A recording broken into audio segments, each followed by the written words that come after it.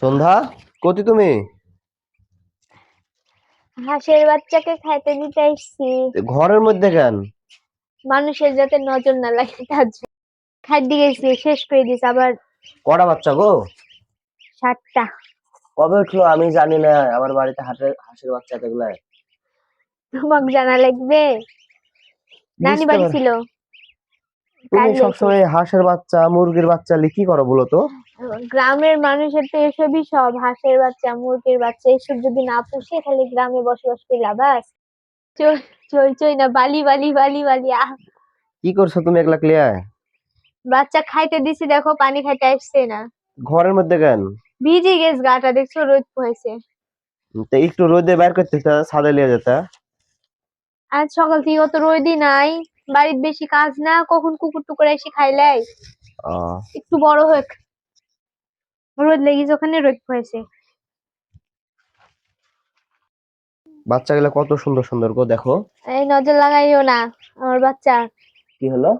বাচ্চাকে নজর লাগাইও না তো। তো কি করবে এখন এই আমি সবার বাচ্চাগুলো নিয়ে? আড়ালে রেখেছি, বাচ্চাগুলিকে এখন বড় করতে হবে। কি করবে এই বাচ্চা দিয়ে?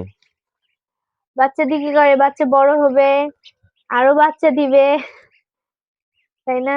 তাই দেখছেন, গ্রামের মেয়েরা হাঁস মুরগি পালন করতে অনেক অনেক ভালোবাসে। অনেক ভালোবাসি। কারণ আমাদের গ্রামের সন্তানের সবার মতন বাড়িতেই। যত্ন নিতে হবে এখন। তাই গো, অনেকগুলো উঠেছে, খুব সুন্দর সুন্দর। 10টা বসাইছিল, আরো 3টা উঠেনি। তিনটা উঠেনি? না, আহ কি করবে এগুলা এখন?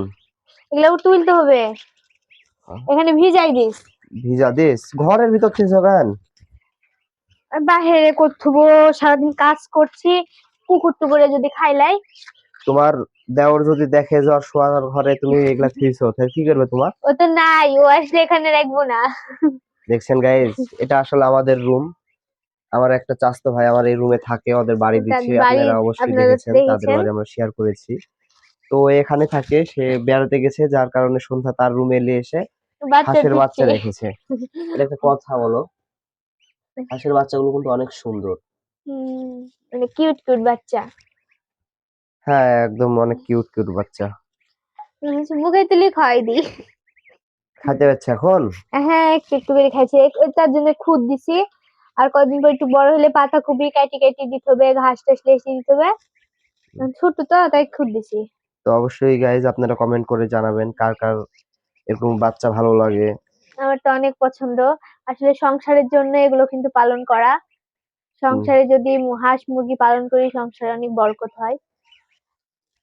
তো আল্লাহ হাফেজ সবাইকে।